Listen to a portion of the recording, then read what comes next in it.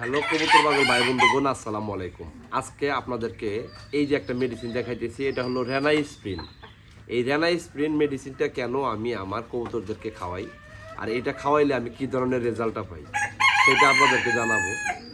যেহেতু আমরা প্রান্তিক পর্যায়ের খামারি, এই জন্য আমাদের ক্ষুদ্র ক্ষুদ্র ক্ষুদ্র ক্ষুদ্র বিষয়ের উপর গুরুত্ব দেওয়া অতীব জরুরি। কারণ আমরা যেহেতু বড় মাপের খামারি হতে পারি নাই, যার কারণেই বিশাল বিশাল প্ল্যানিং করে পরিকল্পনা করে তারপরে কাজে নামা, এইটা আমাদের জন্য অতটুকু মানে সমঝোতা সম্পন্ন না।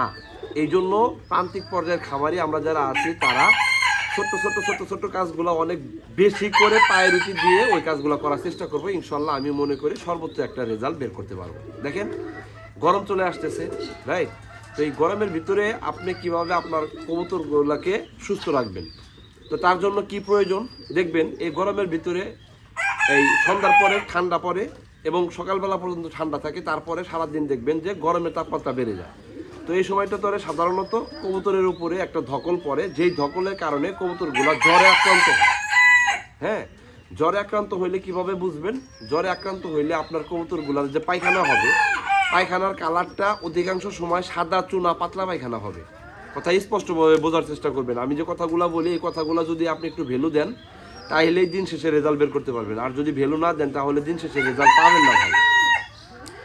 এই গরম আবহাওয়ার ভিতরে কবুতরগুলা অনেক ডিজিজে আক্রান্ত হয়। তার মধ্যে প্রথমতম ডিজিজ হলো যে কবুতরগুলা জ্বরে আক্রান্ত হয়, টেম্পারেচার হাইলি হয়ে যায়, যার কারণে কবুতরগুলা পায়খানা করে সাদা চুনা পাতলা পায়খানা, লিকুইড পায়খানা, রাইট? তো ওই সময় ধরে আপনি কি মেডিসিন ব্যবহার করবেন বা কোন মেডিসিন ব্যবহার করলে আপনি কতটুকু ফলাফল পাবেন সেটা আপনার জানা জরুরি। আর এই জায়গা থেকেই মূলত অর্থে আমি তাজুল ভাই ভিডিওগুলো করি, যাতে করে আপনারা পূর্ণাঙ্গ একটা মেসেজ আমার কারণে আপনারা পেয়ে থাকেন। তো এই রেনাইস্প্রিন মেডিসিনটা মূলত অর্থে জ্বর এবং টেম্পারেচার হাই হয়ে গেলে সেই ধরনের রোগের প্রতিষেধক হিসাবে কাজ করে হলো রেনাইস্প্রিন। এই রেনেটা গ্রুপের মেডিসিনটা 1 গ্রাম মেডিসিন নেবেন, 1 লিটার পানি নেবেন, নেওয়ার পরে ভালোভাবে মিশাবেন।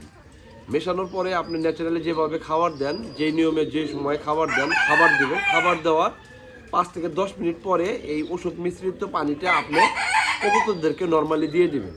দিয়ে দিলে যেটা হবে, এই মেডিসিনযুক্ত পানিটা আপনার কবুতর খাবার খাওয়ার পরে যখন খাবে, ঠিক তখন ওদের ভিতরে এক্সট্রা কোনো টেম্পারেচার হাইও হবে না, জ্বরের আবির্ভাবটা ঘটতে পারবে না। এবং এই যে আবহাওয়া সকাল বিকাল সন্ধ্যায় যে আবহাওয়া পরিবর্তন হয়, ঠান্ডা কুয়াশা ইভেন রোদে তাপমাত্রা, এই আবহাওয়ার ভিতরে আপনার কবুতরগুলো ধকলে পড়বে না, যার কারণে আপনি থাকবেন সুস্থ এবং আপনার পাশাপাশি আপনার খামারের প্রত্যেকটা প্রাণী থাকবে সুস্থ।